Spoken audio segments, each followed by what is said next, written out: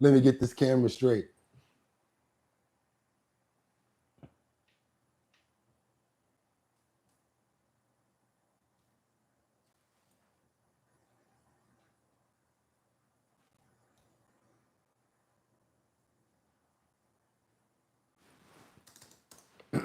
Gotcha. What's good, everybody? Woo! Thursday. That's right, the 21st. I've never been good at wearing the bow tie. Head's too big. Every time I turn my chin, it moves. But anyway, we're going to get into it this morning. How's everybody doing? I see Liberty and Justice, Jeffrey Spilker. We got Cat Dad up in here early. I see we also got Soul the Gun. Okay, good morning, everybody. Mark Dorfman is up in here. Yeah, I see you. I see you, Rebecca Lanyan Bueno. I see you. Guess what we got to do, though? Clear our throats. We got our tie straight. Okay, let me see. Oh, I don't hear the hissing sound. Let me fix that. Okay. I hear the hissing sound now. Yesterday we had a brief interruption. You probably didn't notice, but at the 5 video mark, somebody started knocking on the door. Kind of threw the swag off a little bit. Today, if they do that, y'all gotta hold me down because I might catch them and pull them in the door. But anyway, I'm ready to go. It's time to start the show. Let's get it poppin', yo. Get ready to go. Ha, ha, ha. I'm ready to go. They ready to go. It's our bottom line, yo. Yo, yo. Let me know if y'all can hear me good. Just making sure. Microphone. Okay. Bling, bling, bling.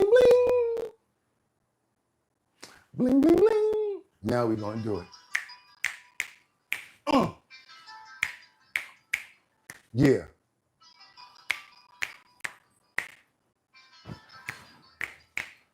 And woo, that's right. You know what they got me doing? They got me smoking out the window. Everything. Must have spent 25, 35 up in Tiffany's. Oh, no. Check it out. I cannot sing those high notes. I'm not even going to try. But you know what? Thinking, how could she do this to me? Now I thought that girl belongs to only me. But I was wrong. Safe space. If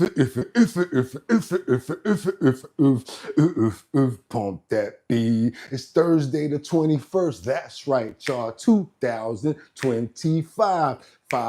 I'm your host, Bugatti NYC, and this here's our bottom line, where we be talking about this and that and that and this and this and that and that. What we be talking about this and that and that and this and this and that just got me lit. Woo, made it through. That intro ain't no joke. It's a lot of moving parts, and you got to catch them right for them to land right. But guess what? I want to see who's in the building and give y'all a shout out. We got Liberty and Justice up in the building. We got Casey up in the building. We got Sky here. We got Jeffrey Spilker up in here. Young Wolf, I see you. We got Rebecca Lanyan Bueno chiming in from Grand Rapids, Michigan. Hope you having a fantastic day. Who else we got up in here, y'all? Who else we got? We got Jeffrey. I said that. Young Wolf. It's time to get to work, you guys. It's time to get to work. Because what I got, a fully loaded clip, and it's gonna go down. I'm telling you guys, we got follow-ups. We got a lot of good information. We got tariffs, things that we really need to be paying attention to, like my bow tie not staying in place because of my big dome. Look at this, y'all. Look. It's like boom, boom, boom, boom. But anyway, we're going to make it work no matter what, because guess what? We like to leave it all on the field, and you guys could have went anywhere. But the fact of the matter that you came here to chill with me, I appreciate you, because you could have went anywhere. And guess what that means? Time to get into these titles. Let's go. What do we have up here for you guys this morning? We have Trump.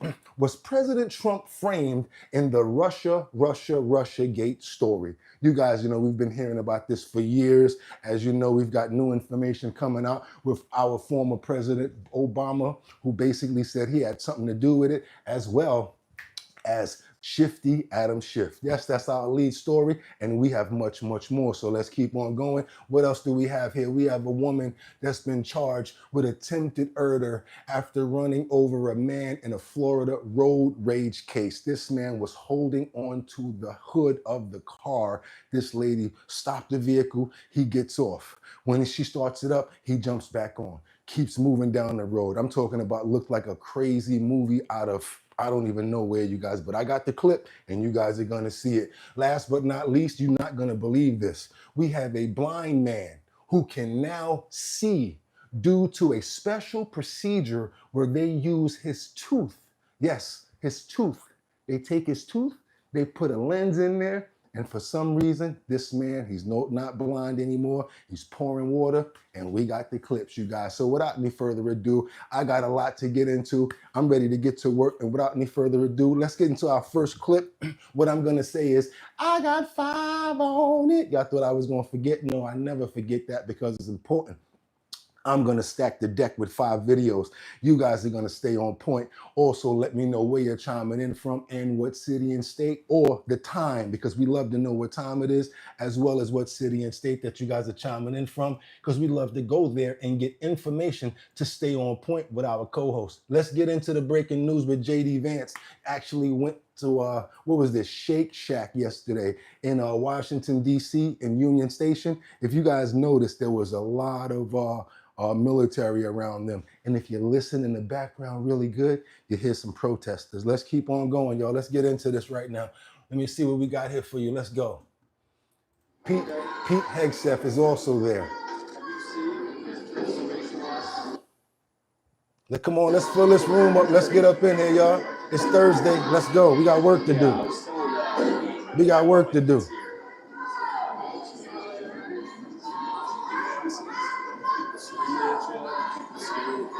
Can't really hear what he's saying.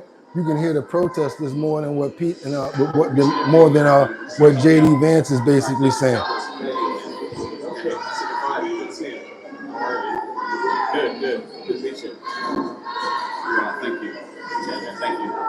So yes, as you guys can see, just making his rounds, letting his face be seen.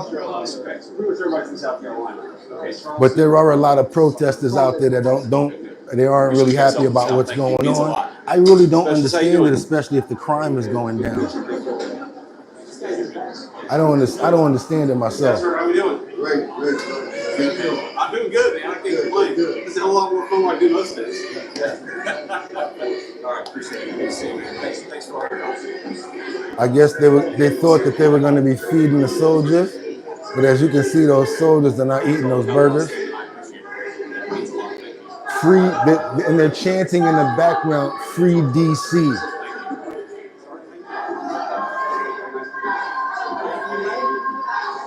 And also, I need to know, how's my audio, guys? Let me know how's my audio right now. Do I need to turn it up? Anything I need to do?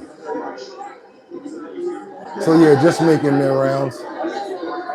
Yeah, I guess JD, Pete, and those guys are out there showing support to what's going on with the soldiers out there holding the front lines right now. Sadly, it's in our own states. Let's keep it moving, you guys, because I got to keep on going. We got Trump that's faulting California over Florida, that crash with the 18-wheeler, saying that they're responsible for this whole entire issue that happened with the 18-wheeler, where the driver tried to, the illegal, he's not even illegal actually, but he came here, he came here on the, what do they call that, under asylum. And in California, they will give you a license if you come through. We're issuing a license for this person. Sorry about that, you guys. I just kind of gave me a little jumble here. I got a lot going on this morning. But again, let's keep it moving, you guys, because now, here he is. 1 week after a deadly crash in Florida. Good afternoon, Mr. Singh. Semi-truck driver Harjinder Singh appeared before a judge at the San Joaquin County Superior Court. The Stockton man is accused of making an illegal U-turn on a highway, resulting in the deaths of 3 people. Video from inside the cab shows the moments their minivan hit the truck. Having been told your rights, what do you want to do today? Attorney. Singh was detained in Florida and later flew to Sacramento before being detained again in Stockton. Now he's awaiting extradition back to Florida. Judge, I spoke with Mr. Singh and he is willing to sign the extradition paperwork. The White House is blaming California's sanctuary policies for the crash, saying Singh was here illegally and Governor Newsom gave him a driver's license anyway. California does allow immigrants without legal status to get driver's licenses, but that does not extend to commercial trucking licenses. In a statement to KCRA, the California DMV said they followed all federal and state laws in reviewing and granting Mr. Harjinder Singh his California commercial driver's license, adding that Mr. Singh's commercial driver's license is a federal real ID, which he was entitled to receive given the federal government's confirmation of his legal status. KCRA obtained this complaint filed in 2018 regarding Singh's illegal entry into the U.S. It shows he was seeking asylum. And our news partners at the San Francisco Chronicle confirmed he had a federal work permit. Over the weekend, ICE issued an immigration detainer for Singh. In this video posted on social media, San Joaquin County Sheriff Pat Withrow says he was not allowed to honor it. I am not able to honor an ICE hold on this subject because he's from out of the country. He's here illegally. But California law, SB 54, does not allow me to honor the ICE hold by law, because he has committed no previous crimes other than this incident. The sheriff also urged residents to call their legislators to push for changes to SB 54, calling it a way to help all sheriffs across the state. So yeah, they can't even like extradite him to put him on, like to send him to alligator Alcatraz right now, you guys. Pretty crazy. We got to keep on moving forward. The people that lost their lives in that tragic event, they will never be getting their lives again. Their lives back, can I say. I don't know if you guys actually saw this event where he made this turn and like the car just straight up crashed inside of the 18-wheeler. Really tragic event. And his face just remained the same if you guys actually saw the video. Crazy. We got to come here to where I'm at right now. New York, toll invaders are caught in 100 ghost plates in enforcement action. As you guys know, we're dealing with this situation now with what's this congestive pricing, where we're paying $9 to go from 59th Street to 60th Street. And that's if you have a easy pass. If you don't have an easy pass, you're going to be paying $14. Highway robbery, literally. Check this out, you guys. I want you to see what's going on, because now we have these guys that are trying to evade these tolls by not paying them, of course. That's how you evade them, trying to have ghost plates and things of that nature.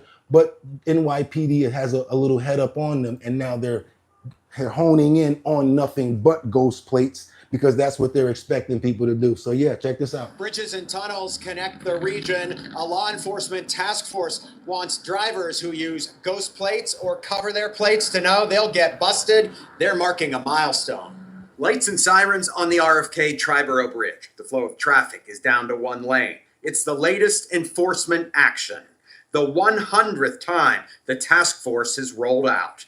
Cruisers have license plate readers. Officers standing by. If you're caught driving a ghost vehicle, you will be stopped and possibly arrested, and your vehicle will be impounded. This laminated paper got the driver pulled over, the car impounded on Tuesday. MTA Bridges and Tunnels organized the task force in March 2024. The number of unpaid tolls, covered plates, and fake plates were increasing. Congestion pricing was about to begin. Mm-hmm. It's not just about tolls or congestion pricing, right? This is about crime in general. The folks that use ghost plates are not just trying to evade tolls. They're also evading speed cameras, school cameras, and they're committing crimes in our communities. Kathy Sheridan is the president of MTA Bridges and Tunnels. Ask her, is it working? It would be worse if we were not doing this enforcement. I think, when you see a 20% reduction in just over a year, I think that proves that this enforcement is working. I don't know if you guys noticed, but a lot of those incidents in the city where those cars were like crashing last year, like in those BMWs and stuff like that, have to be honest about it. The majority of those guys that drive those cars with ghost plates once they get into an incident in the city, they do a lot of crazy stuff. Drive on the sidewalk, take down petitions and construction barriers, all that crazy stuff. Do your boy a favor, double tap that screen if you appreciate the content that we got coming for you right now, because now we got to get over to Boston. Boston, that's right. They don't say it like we do in New York, where we say our words very sharply. New York. No, they say it lightly. Boston. So let's get on over to Boston, where we got the mayor that's defending her illegal Trump immigration crackdown, saying it's littered with lies. Okay, as you guys know, that our President Trump and Pam Bondi has sent out a letter the other day letting sanctuary cities know that they're on site, on scope. So guess what? Everybody is now starting to respond to that letter that was sent out. Boston and New York as well. Let's keep on going, you guys. Keep on going. Boston. Let's get over to Boston. Mayor Democrat Michelle Wu refusing to comply with the DOJ's demand to put an end to its sanctuary policies. She delivered her message yesterday with some musical assistance. Watch. Boston. Boston will not back down from who we are and what we stand for. We will not back away from our community that has made us the safest major city in the country and a leading example of why cities around the country make this country safer, healthier, and more prosperous for all Americans. Good morning, everybody. Come on in.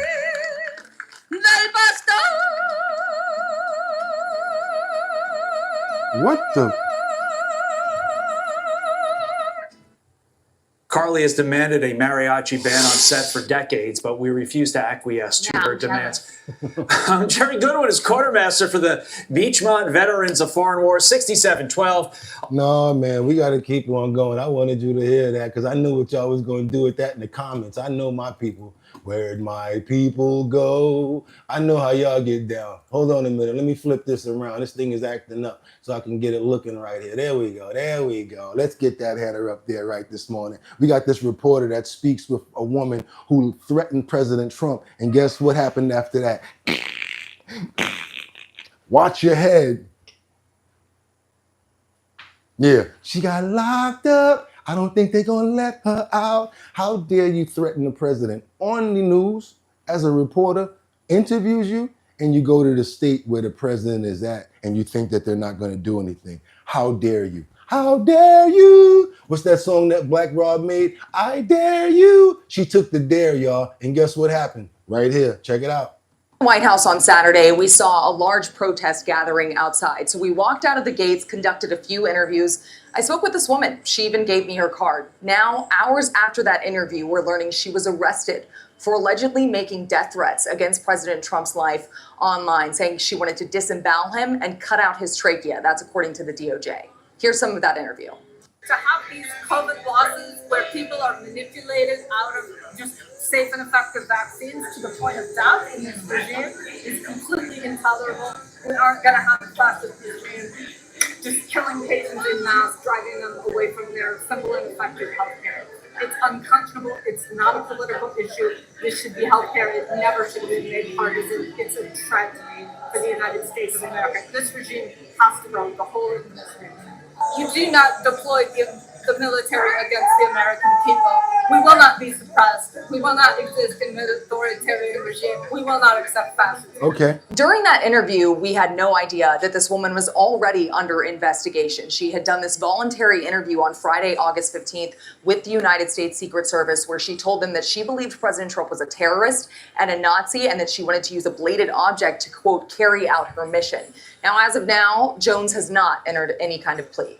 As Judge Janine, I just wanted to let you know here from the United States Attorney's Office in D.C. that an individual by the name of Nathalie Rose Jones is now in custody, charged with 2 federal crimes for knowingly and willfully threatening to take the life of the President of the United States. She did come from New York to Washington, D.C., and she has been threatening and calling for the removal of the president, and even worse, as she got to D.C. Her threats were on Facebook and Instagram, and she continued to call the president a terrorist and was working to have him eliminated. She is now in custody. She will be prosecuted to the full extent of the law. Make no mistake about that. Oh my God. Facebook. Let me explain something to you guys before we get to the next clip. If you're on Facebook, TikTok, Instagram, all of those places, and you're trying to spew information, guess who also watches and has accounts on those platforms? Yeah, the boys, the alphabet boys, FBI, CIA, NYPD. Y'all want to figure it out? Go ahead and put something up there crazy. Watch what you're gonna have. Or boom, boom, boom. Get up against the wall. Locked up and they ain't gonna let you out. We're gonna keep on moving forward because we got Crockett who slams the Texas GOP over bootleg permission slips that are used to track the Democrats. What is she talking about over here? I know you love this lady so much, so I like to make sure that we have her in the clips as much as she speaks, because I know you guys love Jasmine Crockett. Let's keep on going. Administration has calculated a plan to get rid of its. It's becoming clear the Trump administration has calculated a plan to get rid of its Jeffrey Epstein problem, which erupted into a MAGA world civil war after the White House backtracked on its promise to release the Epstein files that are in the possession of the Department of Justice. Now, the administration has been doing everything it can to change the subject, including, I would submit, most recently, the ongoing full-scale military crackdown against our fellow Americans who reside in the nation's capital. But Donald Trump's Epstein problem hasn't actually gone away. A lot of people still want to know what exactly is in the files that DOJ is so reluctant to release. Now, it's possible we might start to get some answers after Friday, although there's a big asterisk. That's when the DOJ hands over the first tranche of redacted files in response to a House Oversight Committee subpoena that Shane Comer, the chair, is a Republican. We get the files Spokesperson tomorrow. for the committee says the committee will review the files and release them to the public. Congresswoman Jasmine Crockett, Democrat of Texas, serves on that oversight committee. Oh, God. Here she go. Congresswoman, it's good to have you. I want to read what Robert Garcia, who's a ranking member on that committee, had to say. He said, releasing the Epstein files in batches just continues this White House cover-up. The American people will not accept anything short of the full, unredacted Epstein files. Do you agree with Congressman Garcia? Oh, absolutely. I mean, transparency is what the people are asking for. And anything that it seems like you are trying to filter out will only bring about more questions and concerns. I think right now the president knows that he really got himself into a pickle. This is something that he campaigned on, and ultimately it's something that he didn't deliver on, which frankly, that is what Trump is known for doing. But for whatever reason, this has been one of those sticking points for his base, and he has tried to distract and destroy communities, as you're talking about DC, in order to get people to focus on something other than the Epstein files. But the people are zoned in and wanting to know what is in them. I mean, how's it? Yeah, people are really zoned in. That's enough for Jasmine. We came up to the 159 point. I told you I've been doing this for a long time. Speaking of distraction, nothing to do with politics at all. Totally left field. Watch this crazy, dangerous situation right here. We have a distracted phone addict that wanders into a parking lot and gets on the wrong elevator. Check this out, you guys. Pretty crazy right here. I don't know how serious it is about that text she's looking at, but if it was me, I'd be paying attention to where I'm going. Watch this.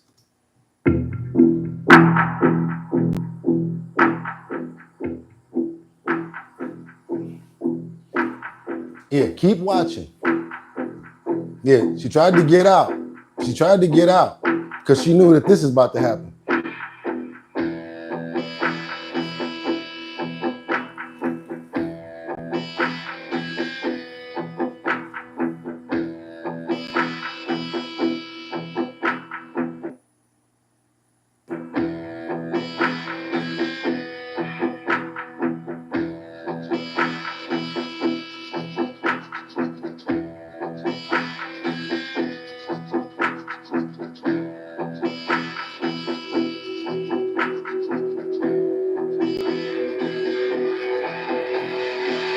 Moral of the story, pay attention to where you're going.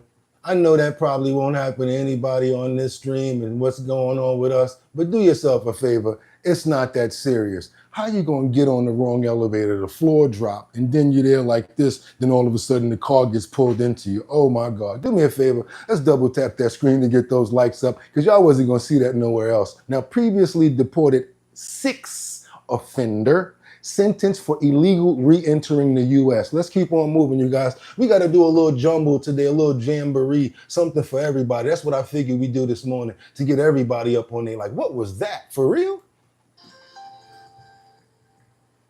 An undocumented immigrant in the country illegally, who investigators say snuck back into the United States after being convicted of a sex crime against a child in Baltimore, appeared in federal court to learn his fate.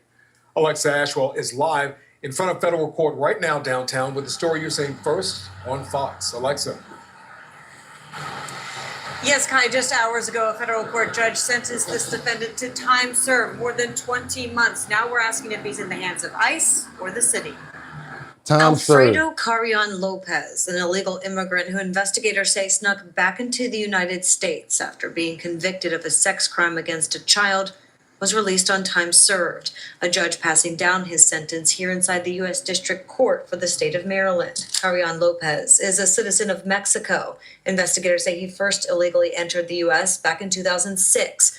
According to court documents, in 2018, a victim came forward and reported he had raped her inside her home here in Baltimore when she was 6 years old back in 2013. Carrion Lopez was charged with 10 counts associated with the sexual abuse, and in 2021 entered an Alford plea, maintaining his innocence, yet accepting the state had sufficient evidence to prove beyond a reasonable doubt that he would be found guilty. Carrion Lopez was sentenced to 25 years in prison. A judge suspended all but time served, about 2.5 years. Lopez was deported to Mexico. About 2 years later, investigators say Carrion Lopez illegally re-entered the U.S. again. He don't care. He was arrested and not only charged federally with 1 count of illegal re-entry of a deported alien, And this is how it happened, but a y'all. state warrant was also issued for his arrest for violating the terms of his probation in the child sex abuse case. Today, a federal judge releasing Carrion Lopez on time served for the illegal re-entry charge, saying it was above the guideline for how much time he is recommended to serve for the federal crime. Carrion Lopez now scheduled for a probation violation hearing in October. So you might as well say he's getting out of jail soon. They're gonna say he has to register or whatever like that. I don't know. I just hope ICE is there like doom, doom, doom, doo, doo, doom, doom. Doo, doo, doom, doom. And they need to take him straight to Alligator Alcatraz. What? What do you mean time served? What are y'all talking about? Probation violation.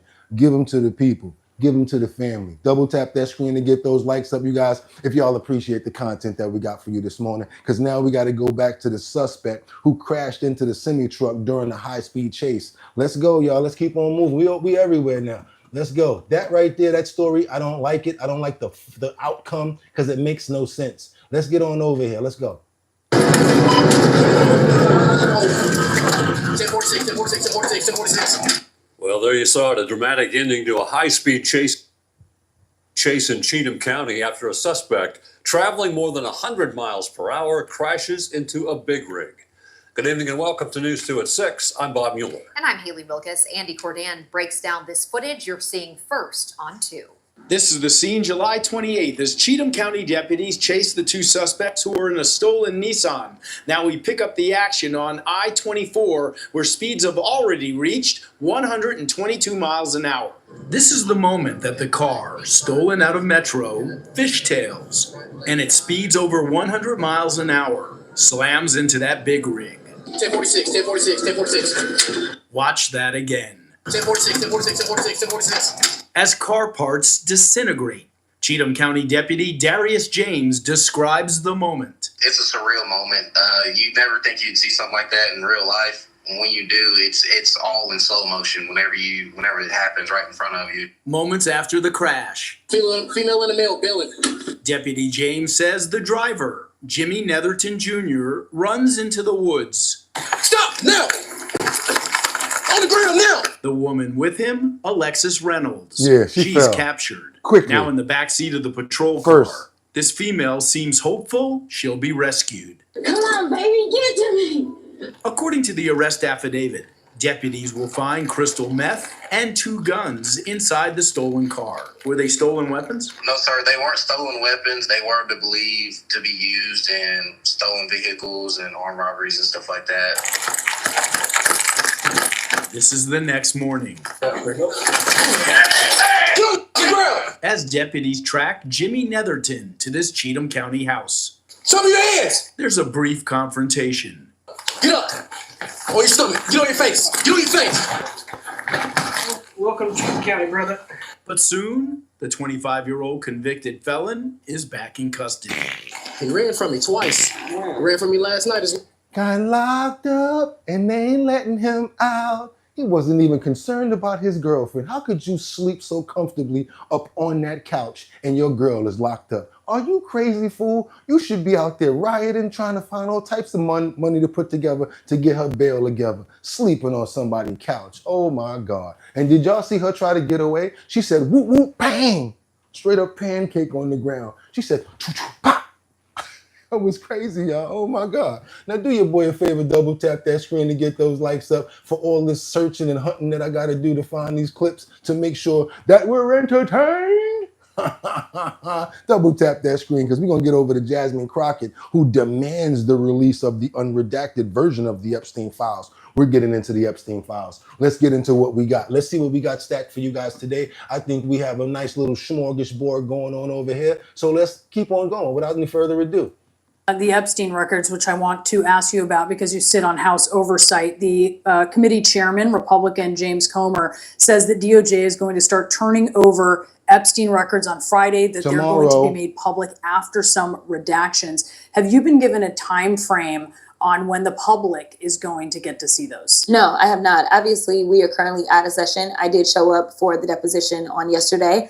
I personally believe once we're in, he will have some conversations with our ranking member and we will see what it is that they're proposing. But we're going to do everything that we can to make sure that there's some real transparency.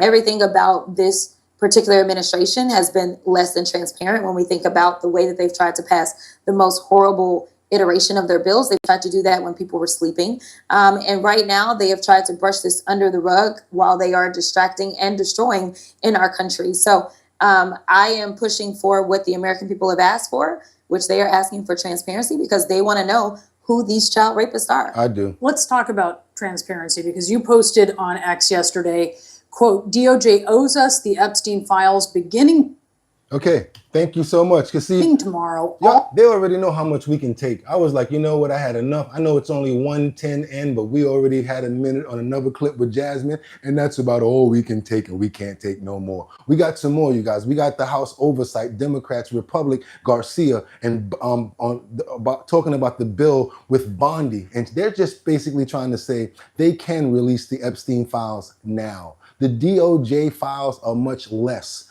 than what the Fed files are, if you guys know that. And they're basically trying to say if President Trump wanted, this is not me, they're saying if President Trump wants to release all of the files, videos and everything that they actually took out of Epstein's vault, he can do that with an executive order. That's what they're saying, not me. Do your boy a favor, double tap that screen. I got so much Epstein information that's up to date right now that we really have to cover. And I know that's where we need to be at right now because those files are coming tomorrow. Let's go.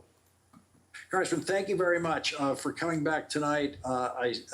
You've had a chance now to take a very careful look at everything the Attorney General, former Attorney General William Barr had to say yesterday.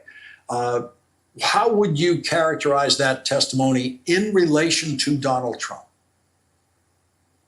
Well, thanks, Lawrence. And I'm really glad, of course, the Senate is also now taking action. So I do want to say that. That's really important. Look, I think what was pretty clear about the deposition with Bill Barr is that Bill Barr wasn't intimately involved in the Epstein case. There's no way that he could clear Donald Trump of anything or make assumptions about what Donald Trump may have known or not known because he was not intimately involved. The folks that actually had all of the information were the federal prosecutors, the folks that were involved in the case, Alex Acosta, who we are demanding be deposed and testify in front of us, who we believe has an enormous amount of information. Bill Barr's testimony was important, but nothing substantial actually came out of that. I think what was really interesting is he also made some significant assessments of the way he viewed the Todd Blanche meeting with Ms. Maxwell, with Ghislaine Maxwell. It's clear that that's something that he believed was very unusual, and we believe it's very unusual as well. And so we've told Comer and the entire committee, look, whether it's Bill Barr or whether it's other testimony in the future, Why not release all of these to the public? House Democrats are okay with all these depositions. Let's get the transcripts, let's get the video, and after each one, let's release all of this to the public. If this is really about transparency and about having a government that people can trust, let's put as much information out to the public as possible. Did you, are you aware of anything in that transcript of the Bill Barr 4 hours yesterday that should not be made public? Now, I think everything can be made public. Okay, because we got more. Thank you so much. And we try to get it from every single angle, especially from someone who is actually inside of the inside. We didn't have a chance because they didn't bring the cameras in. Someone just gave a super chat. I saw it go up, had a fantastic compliment about the setup, and I think it has something to do with our thumbnail. Thank you so much, and we appreciate you so much. Thank you guys for all of the compliments. We do it all for you, and we don't play when it comes down to this. If you're supposed to leave it all on the field anytime you're serious about it, I'm serious about doing this. I don't play around. That's why we are number one, not me, because I can't do it without you. Because people will really be knocking on the door with a brace or with a jacket on saying, yeah, we got to get him because he's in there talking to himself. What I'm really trying to say is there's no me without you guys. I have to play off of you co-hosts and things that you guys have going on. That's what makes the show go, and that's what we do. But I want to stack this deck on this Epstein information right now, because now we got to get over to the DOJ, because they're going to start to send out the Epstein files information tomorrow. You guys already heard about it, so now we're going to hear a little bit more from the files, from where the files are actually coming from, and then we still got more coming after that. So let's keep on going. Double tap that screen and get those lights up. Fox News alert. House Oversight Committee Chair James Comer confirms the DOJ will begin handing over documents related to Jeffrey Epstein on Friday. Fox News correspondent David Spunt joins us with the details. David. Hey, Will, we just found this out a few moments ago from the chairman of the House Oversight Committee, as you mentioned, James Comer of Kentucky. This comes hours after former Attorney General Bill Barr testified to Jeffrey Epstein or Ghislaine Maxwell. Let's read this statement from Comer. It says, officials with the Department of Justice have informed us that the department will begin to provide Epstein-related records to the House Oversight Committee this week on Friday. There are many records in DOJ's custody. It will take the department time to produce all the records and ensure the identification of victims and any child sexual abuse material are redacted. I appreciate the Trump administration's commitment to transparency and efforts to provide the American people with information about this matter. Other than that, Will, not much to say because we don't know what's going to be in these documents. There was some time a few weeks ago we thought there may be some transcripts or audio recordings of Ghislaine Maxwell's interview with Deputy Attorney General Todd Blanche released. That has not happened. But at this point, we are hearing that there will be something relating to Epstein documents coming to House Oversight Chairman James Comer on Friday. And the deadline was supposed to be tomorrow, but he seems like he's giving them a little bit of a grace period, given there are thousands of pages here. Back to you. All right. We will hold our breath. It's not just pages. There's actual accounts from victims, and that's why we have to listen to them as well. There's flight attendants, there's pilots, there's actually guys that had the captain and man the small boats because his island was off of St. Thomas. That was the main airport. So what he used to have to do in order to get to Little St. John's is take another private boat. Thank you so much, Mert, for the $19.99 super chat. We appreciate all super chats over here, you guys. If it's $1, we appreciate it. But Mert, you always look out and you help the show continue to do what we do. So guess what? We totally appreciate you. Everybody, please thank Mert. I hope I'm saying it right. Thank Merrick 336 for the super chat, as well as the prior person. No matter what the amount was, y'all don't have to give me nothing. So understand something, it's appreciated. Just keep on moving. But what I really would like for you guys to do, get those likes up because we got much more on this Epstein situation. This is one of the captains that actually manned one of those private vessels that had to take the people back and forth. Watch how his account just breaks down how he took one thing for something that it totally wasn't. So if somebody's presenting something to you in a manner where you feel as if it's A-okay, there's nothing bad going on here, that's how you're going to take it. But until something comes out, then you start to realize, oh my God, I was probably helping these people in the nastiness that they were doing. I think this captain is now realizing that the people that he was helping Jeffrey Epstein bring across to the island were the people that were actually getting assaulted. Let's get into it, you guys. Let's check this out. We're on our way to Jeffrey Epstein's infamous private island, the notorious Caribbean hideaway where Epstein trafficked and sexually abused teenage girls, is back in the spotlight. This boat captain, Guy Dom, ferried Epstein to and from the island. There was a time I took Jeffrey Epstein's party of 4 out here to the island, and it's basically a woman about his age and a couple of girls that looked like they were 13, 14, maybe 15 years old, sisters. And I dropped them off, didn't think anything of it. Guy Dom says at the time, he assumed that the passengers were Epstein's wife and kids. It wasn't until later that he learned Epstein didn't have a family. It dawned on me, if those aren't his kids, maybe those were victims. He gave us a tour of the island, which is just a 10-minute boat ride from St. Thomas in the Virgin Islands. Up on the hill here, we see Jeffrey Epstein's bedroom. Part of the bedroom has a desk in it so he could do work in there. He shared this video with us he took inside of Epstein's bedroom. There's his desk and bed. And look at this. For some reason, he even had an office meant for an eye doctor. The island is now owned by a billionaire investor who bought it 2 years ago for $60 million. He reportedly plans to turn it into a luxury 25-room resort, which explains the presence of all those workers. A temple that Epstein built at the top of the island has been boarded up and painted over. When Inside Edition producer Will Evans tried to speak to the workers, they didn't have anything to say. We're just curious what's going on with the island. Are you guys doing renovations, upkeep? What's going on? This patrol boat started tailing us. They started following us when we left, and they really don't seem to want us around. Epstein Island, a place that this boat captain would rather forget. The longer I think about it, the more I realize I probably helped him commit a crime. So I heard a little chuckle at the end of it. So you know what the question is? My question is going to be this. Do you think that he should be brought up on charges? Because you know what they say, just because you're ignorant does not mean you're innocent. I want to know, do you guys think that that boat captain that basically told on himself should be checked out, questioned, brought into maybe debriefing or whatever? Thumbs up. If you guys don't think it's nothing there, thumbs down. If you think he should be brought in or probably brought in on charges, I'm not hating, thumbs up. If not, thumbs down. We still got to keep on moving forward now because we got more on this topic right here. As you know, we like to get in depth to try to bring some common sense as well as behind the scenes information about what's going on. We've even got one of the pilots that testified, and he said that he remembers specific victims. This is a clip from, yeah, we do homework over here. We did some homework on this one right here. So this clip right here is from 3 years ago, and it only got 161,000 views. But I think there's something here. And staying in New York right now, the jury in the Ghislaine Maxwell Oh, I'm sorry, this is Ghislaine's case. trial is hearing the first full day of testimony. Maxwell is accused of recruiting young victims for convicted sex offender Jeffrey Epstein.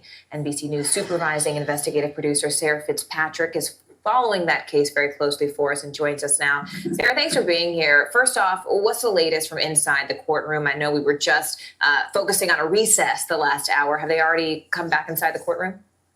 We're still waiting for them to come back, but we heard very compelling testimony this morning from Jeffrey Epstein's pilot, Larry Visowski. He went into great detail about how Epstein and Maxwell used his planes to fly all across the country and indeed the world. And one of the key points that he identified is that he identified specific victims that have either publicly come forward previously or indeed one victim who we expect to hear from in this case. He identified them. He said that they had been on the plane. He identified what they look like, that they had been on often. That's going to be a where these people at? Really, really key point, because Maxwell has in the past tried to claim that she had never met any of these women, that she had no idea who they were. And I think that's going to be very, very significant.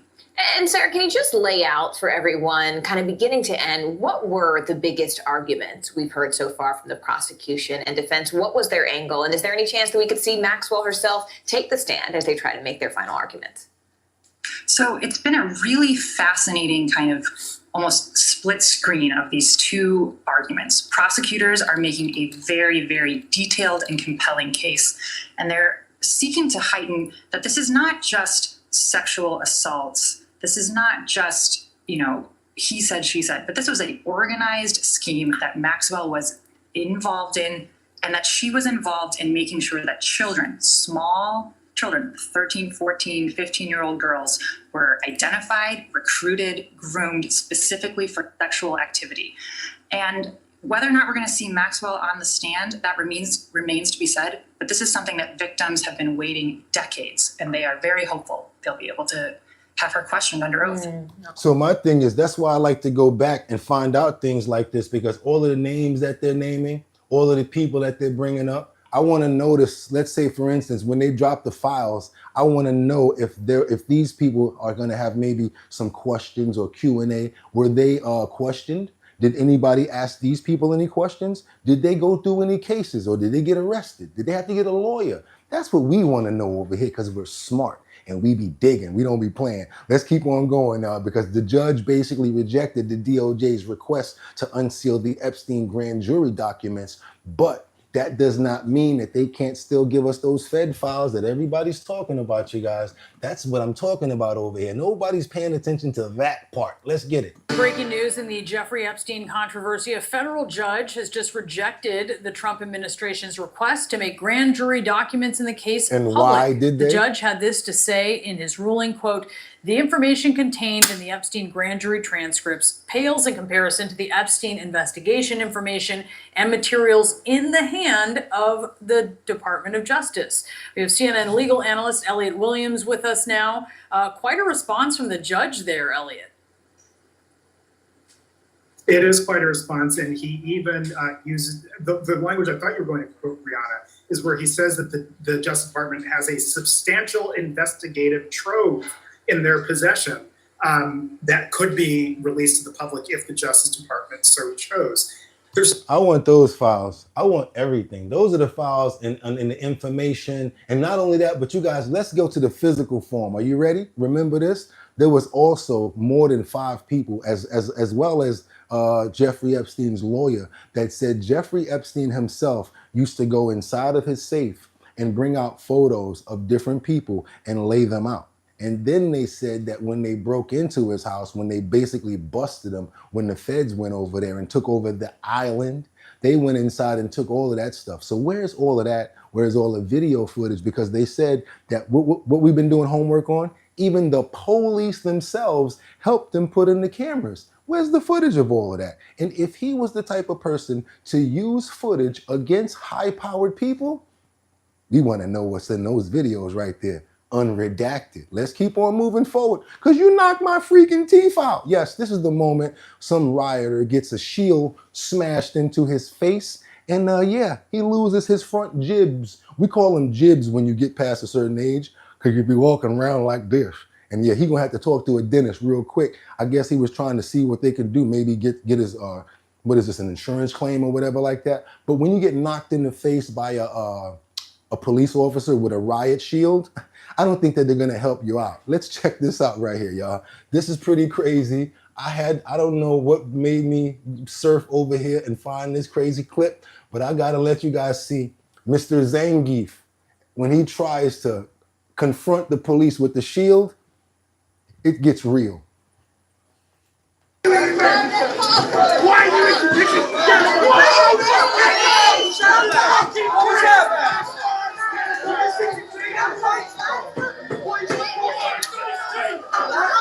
You are all witnesses to that. Why are you extradition?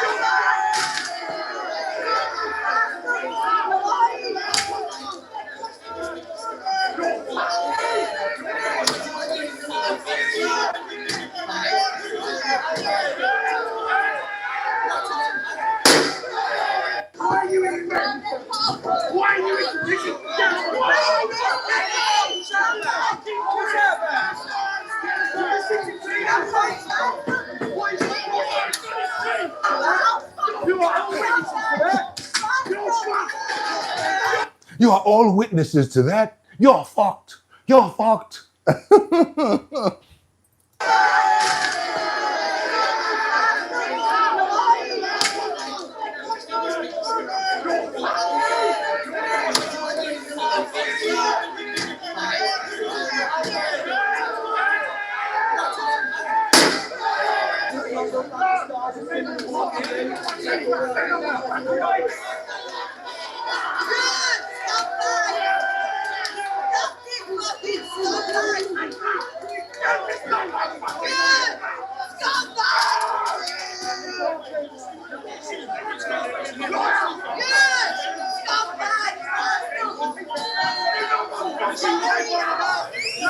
They're not playing in the UK, boy. He just got his whole face smashed in, spit the tooth in his hand, looked at it, and looked at the lady next to him and was like, ah!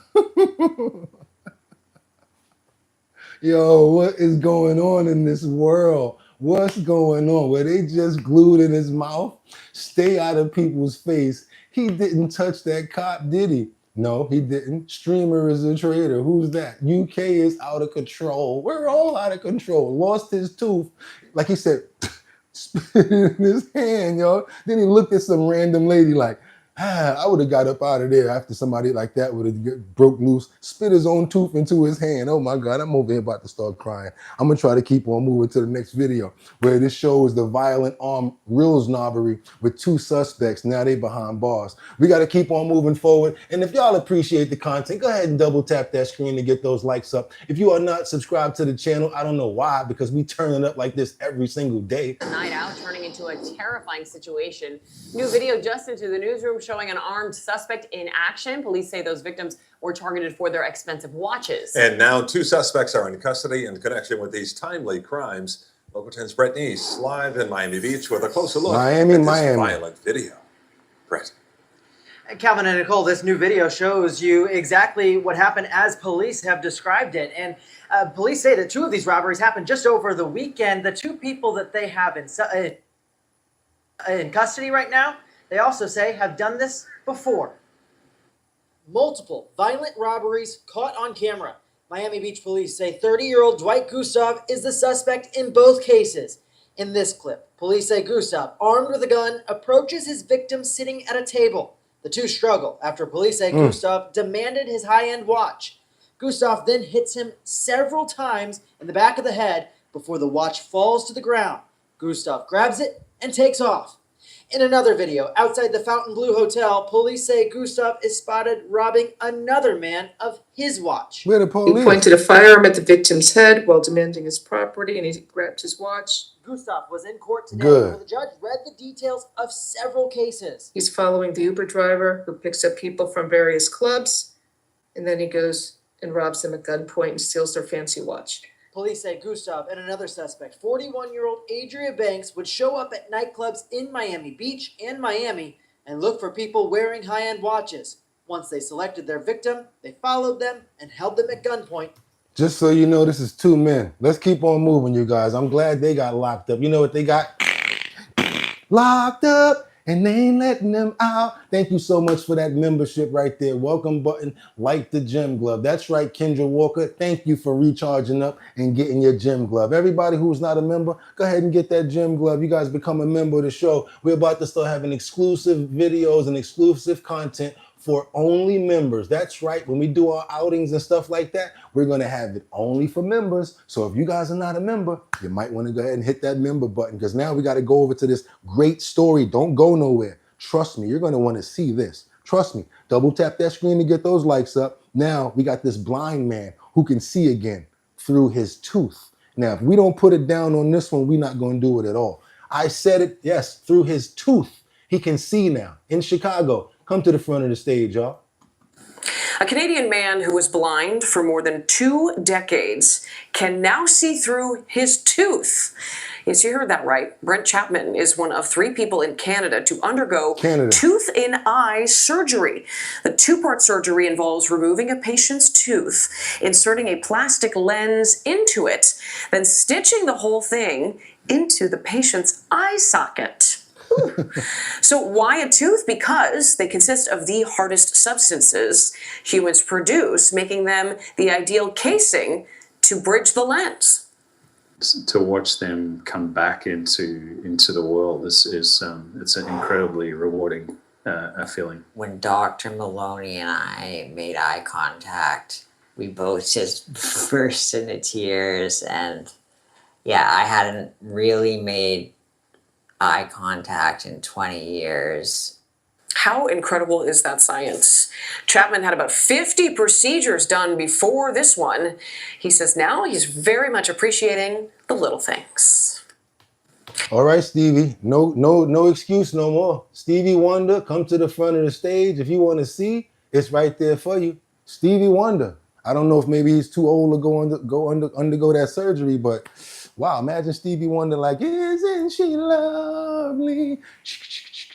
Come on now, got a Colgate deal. Stop playing with me. Let's keep on moving forward right now, because we got this 20-year-old who was caught on camera body slamming a doctor. Stupid idiot. Let me tell you something about doctors and nurses. They're the highest and they get the most respect from me because they just really do what they're supposed to do and they hold us down. So when it came down to COVID and all of that stuff that was going on, guess what? I was banging the pots too for the essential workers. Y'all appreciate those doctors. Tell you the truth, if it wasn't for a doctor, I probably wouldn't be here right now. Probably you guys wouldn't even be either. But myself went through a few surgeries and luckily we had some good surgeons that were able to, help me. Check this out, you guys. We're going to keep on moving forward. Double tap that screen if you appreciate the content. Now we got this 20-year-old that was caught body slamming a doctor. And all of a sudden, once he gets to locked up, he want to start apologizing. Too late. Let's go.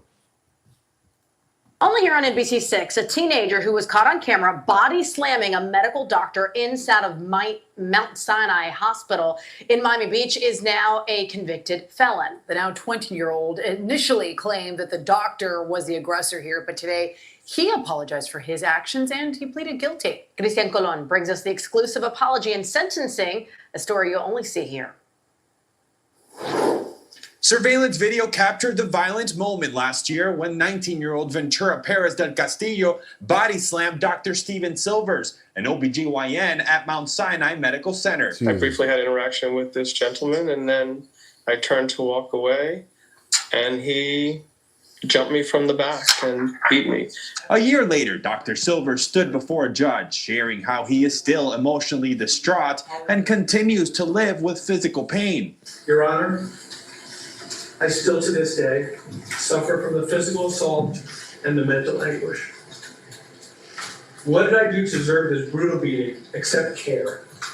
I did nothing that could ever excuse or justify this. Court records show Perez del Castillo was upset after learning Dr. Silvers, his mother's provider, prescribed her narcotics. That's when he showed up to the hospital. Being given a narcotic for me is something very, I can't have that.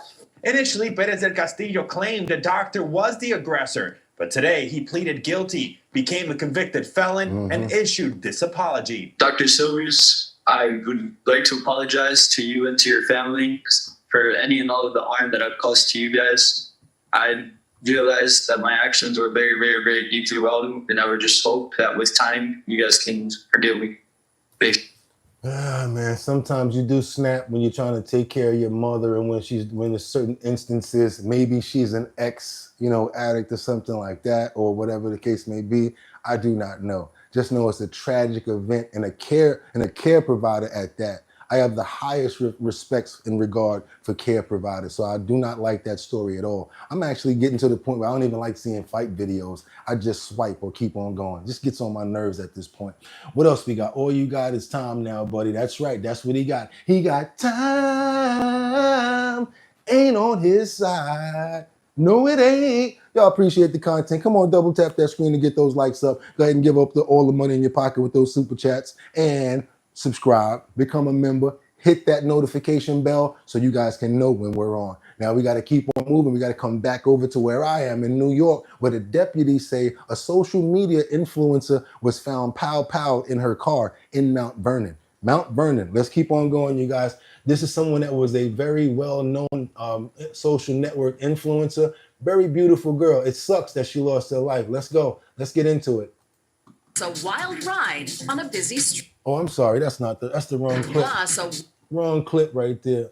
Yeah, that's the wrong clip right there. Yeah, we did pretty good. We only messed up one time. Let me go find it. Double tap that screen. Let's get those likes up. We got the influencer right here. Let's go. This is her right here. Sad story. Police have identified the woman found brutally murdered on the Cross County Parkway. The nightlife influencer was found dead behind the wheel. She'd been shot multiple times on her way home from work. Now police are searching for whoever pulled the trigger, and they're trying to figure out why. Eyewitness News reporter Anthony Carlo is live in Inwood with more. Anthony? Yeah, Sandra, there's quite a memorial outside of Opus Lounge here where Ariela Mejia Polanco worked for several years. A woman just walked up and lit a candle, tells us that she worked alongside her, and she describes Ariela as always being happy. Well, it's the exact opposite now that the nightlife community is feeling. And even though police say this killing was likely targeted, well, those who worked alongside Ariela are now in fear until this killer is caught. There's no small way to say goodbye to someone who was larger than nightlife. Her name spelled out across a floral heart, a big portrait on West 202nd Street, right next to Opus Lounge, one of the spots she worked at. There's only one way people describe Ariela Mejia Polanco. She's beautiful. She was beautiful, pretty. Known as Ariela La Langosta on social media, it's that kind of admiration that attracted more than 500,000 followers. Her notoriety as an influencer naturally brought about shock with her death, especially in her community. Cardi B posting, R.I.P. Dominican Pretty. That's what it really hurts, Dominican, very beautiful. Such a thing like this, very, very sad. It was Sunday morning at around 8 o'clock. Westchester County Police showed up to a grisly scene on the Cross County Parkway near the Broad Street Mount Vernon exit. Mejia Polanco was found dead behind the wheel of her G-Wagon, shot multiple times. She was headed home from work at Icon, New York in Inwood. The lounge writing in part, "Our hearts are broken. Your joy, your humility, and the way you treated everyone with so much care always made you stand out." Police are investigating this as a targeted killing, not random, but investigators are trying to figure out who wanted the influencer dead and why. Mejia Polanco's family tells us the 33-year-old was a great daughter and mother who leaves behind 2 children, ages 13 and 14. Oh man, another one. Terrible situation. I told you guys about August. I probably gonna come out that it's some crazy ex-boyfriend or somebody that she didn't want to talk to. Sad to say, because that happens a lot around these times. Beautiful young woman, had children and a great future to look forward to. So sad. Let's pray for the soul of the family as well as the lost person that lost their life. And the children, because they're no longer going to be able to see their mom anymore. We ask for strength and some sort of resolve and comfort in this time, if possible, Lord. We ask this in your name, in Jesus' name, amen. We got to keep on moving forward, you guys. Terrible situation. Now we got this SUV that smashes through a restaurant, narrowly missing 2 people, 2 diners, as they're about to eat you know what? Not even going to blow up the spot. Just like I was surprised, I want you guys to be surprised as well and see what's going on with this next clip. This is pretty crazy right here. Come on, let's go. I think it's this one. There we go. I'll get this open. As you guys can see here, this looks like a nice smorgasbord over here. Let me identify what I can. This looks like buffalo wings. Got something going on over here with a dipping sauce. Looks like some sort of a salad dressing here. Looks like chickens with some vegetables over here. Got more buffalo wings. This looks like some sort of shrimp or baked macaroni and cheese. This looks phenomenal. I gotta say, this spread right here, and I'm vegan. Woo! I'll probably have to break my vegan to eat the. But check out why they weren't even able to have one bite of this meal. Boom. Well, one bite, but that's about it. Boom. One bite.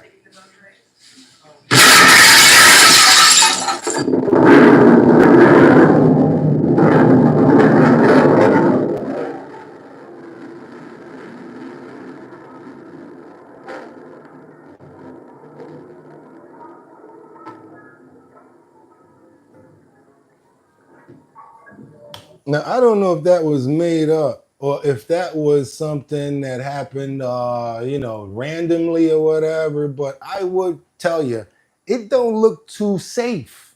So if y'all didn't make that up and y'all was trying to do that for content, I don't think that was the good idea.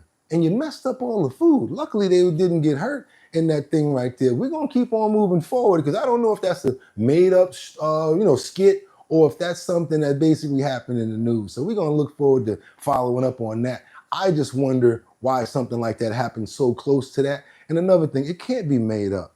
Because you're going to just damage somebody's restaurant like that? You guys help me out on this. I don't know what's going on. Piece of glass, that's real. I know, Nina. I missed that one. That boy had a dinner plate piece of flash in his lap, where his pants already ripped. Would you like a little glass? Would you like a little glass to go with your meal? Yo, y'all are crazy. Double tap that screen to get these likes up if y'all appreciate the content. See, if y'all would have went somewhere, y'all would have been mad because y'all would have missed that. Let's keep on going. What else I got? I got another one for you. Let's keep on going to Florida. We got this woman that's been charged with murder over in Florida. The deputies say, come on, y'all, Florida, come to the front of the stage right here. That right there was crazy. The clip before that was even worse. Do me a favor. Come on now. Give your boy his props. Double tap that screen to get them likes up so everybody knows what's going on over here. Let's go. Wild ride on a busy street. I've never seen anything like this. It's video you will only see on Fox 35. A man hanging on for dear life as he's sitting on the hood of a speeding car. And this is video you will exclusively see right here on Fox 35. Imagine you're driving to work and you see this, a man hanging onto the windshield of a car which is speeding down the road, weaving in and out of traffic. Thanks for joining. Talk about domestic situation. Talk about anger management. Talk about, girl, if you don't get me off this damn hood of this car.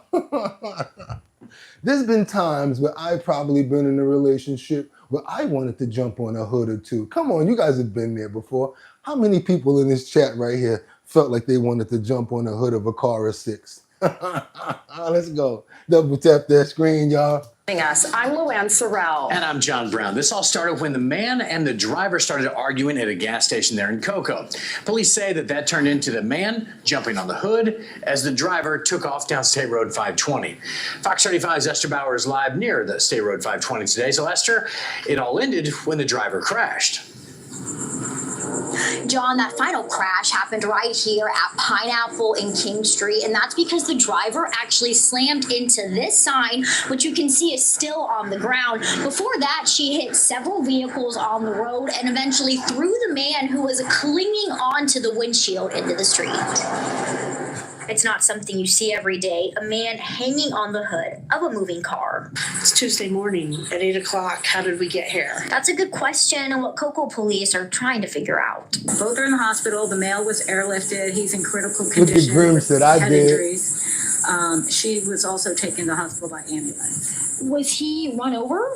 Yes. Cocoa detectives mapped the scene and spoke with witnesses on Tuesday morning. Stephanie Blake was on the road when she spotted the white car with the man hanging on and heading towards hers. And I saw the car coming up real fast from behind me. She's one of many drivers who called 911 to report the dangerous situation. And this is a main strip of road, from Cocoa to Merritt Island. So it was just really scary. I just heard a crash and screeching, and I saw the car out of control. You see most of that stuff in movies. So you see most of that stuff in movies. You don't see stuff like that happen right in front of you. Now you see he got the same shoes on right there, right? But did you guys notice both of them shoes is on the ground next to them police officers? Yeah, they said that he fell off when she hit that pole. So hopefully homeboy gonna be all right. You know what? I gotta say it. Florida, y'all never fail us. I always try to find a funny, and I always go find one in Florida. Oh my God, let's keep on moving now. Because Zelenskyy just gave Trump this golf putter that he got from a Ukrainian soldier who lost his leg in combat. We always give up respect to our soldiers, even soldiers in other places. So yes, we're gonna give up some love right here to this soldier who basically, gifted the president with this golf club. Go ahead, y'all. Double tap that screen to get these likes up. Trump receives a putter from a Ukrainian soldier who lost his leg in combat.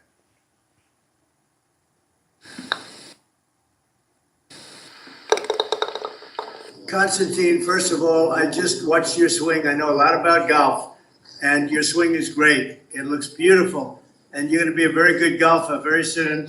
But I also want to thank you for this putter. It's beautiful, and it's made with real love, and it's given to me with real love from you, and I appreciate that. I have great respect for you. You're an amazing person, and you just keep playing golf and doing all of the other things. Your country is a great country. We're trying to bring it back to health, and your president is working very, very hard to make it that way. So, again, I want to thank you. Keep swinging, and the putter is beautiful. I'll use it. Every time I sink a putt, I'll be thinking about you. Thank you, Constantine. See, we got gifts going back and forth. We got humanity going on here. That's somebody that basically recognizing what the president's trying to do for their country. Come on, y'all, double tap that screen, get those likes up. Because now we got this animal rights protester that got tackled during the 49ers game. They filed a police report for assault. What you guys think? Do you think that they should be able to get this assault charge? Ain't nobody tell you to run on the field. Don't nobody be telling them to do all this crazy stuff. So when security or somebody come handle you, that's what you got to get. Ain't nobody tell you to do this. So come on. He want to try to make a statement, but look what happened during his statement quest. Let's go. A protester who ran on the field during Monday's 49ers game has filed a police report for assault. The animal rights activist who was carrying a device giving off that pink smoke was leveled by Rams linebacker Bobby Wagner. The man's attorney says he's considering legal action against the NFL and the players involved. Check this out. Don't come on the field if you can keep it real. He said, hey man, everything on the field is a go. Like the dog, the food zone. If you drop something on the floor, that's the dog's food. Ain't nobody tell you to drop that piece of steak down there now. That's his zone. Don't get mad at him when he come and grab it. Just like this. Don't think that you're going to be able to run on the field with football players and not get tackled. Now he want to sue.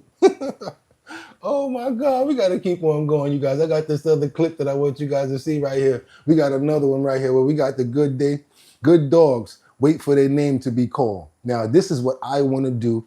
This is why I wear these suits. This is why I get up every single morning, because my ultimate goal is to have a dog rescue.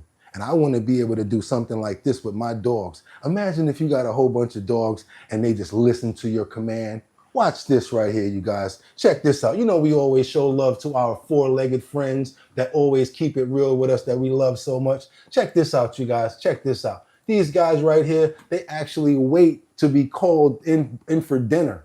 And they wait for their names to be called. Check this out.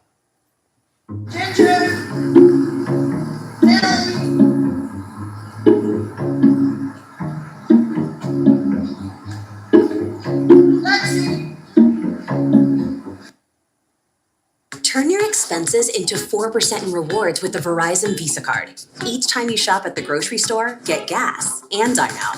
Plus, your rewards can be applied toward your Verizon bill or on brand new tech. I wish I had dogs like that was trained that smart. Apply today. Come on, let's go, let's go.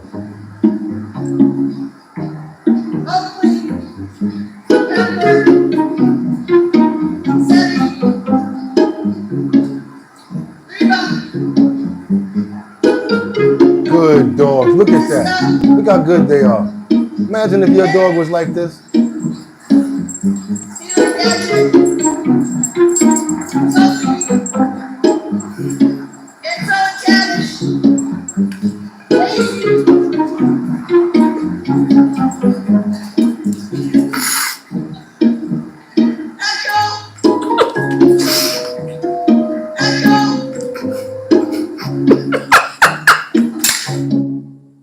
Echo, like, how dare you call me last? Of course I'm going to turn my back. I knew you did that yesterday. I'm not going to be over here waiting all nice, all patient in the front like the good boy that I am to be called last. I bet you remember to call me earlier tomorrow. Echo ain't taking that. And as legal defense for Echo, you know what I got to say? I think y'all need to be taking better care of him. That's right. Me and Echo, we're going to file some paperwork on y'all.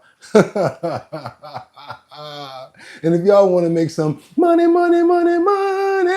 double tap that screen #1 first. Or what else you can do is you can hit that link in the description, fill out one of those surveys and get up to $650. That's right. We got surveys in there right now. I think it's about, $350 today. Couldn't find that many expensive ones. So we found up to about $350. Hey, but it still beat a blank, right? You'll make some money and I'll make some money too. Also, if you're trying to promote your business, you might be a mobile barber or mobile detailer. I don't know what you got going on. You could be a landscaper, or maybe you got a business that's on the internet. send us your information. It has to be in a 1080 by 1080, and we're going to put it up in the post area so everybody can see it. That's right. We're trying to get you guys some promotion as well with all of the people that are here, and we can do it within our own network. Also, we're looking for that last final location in Bed-Stuy to do that Show Your Talent search. That's the talent search where you, that's right, you can make up to $1,250. How? Because first you go to the location, boom, and if you win, you get $250. And then after we bring everybody together, what we do is we bring you all at one location where you can finally make $1,000. That's right, you guys. I'll be the host, your boy Bugatti NYC, sponsored by Big Drip Hard Punch. If anybody wants to be a part of the Show Your Talent search, what we're doing now is stacking the names so that we have enough people when we launch and when we do the Bed-Stuy location. All you got to do is go to the website, www.drinkbigdrip.com. That's right, drinkbigdrip.com.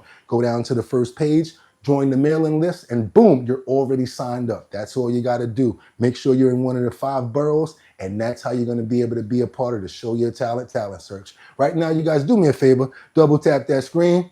Go ahead and subscribe to the channel. We're trying to get those numbers up. We want those numbers to go up, and let us know that we're the #1 show at this time in the morning. Hope you guys appreciate the content because we do a lot to make sure that we bring our best to you. We have the #1 co-host here, and what we don't do is we don't play. We leave it all on the field, whoosh, and we walk away like this. Yeah, we put it all out there. That's the way that you guys got to do it.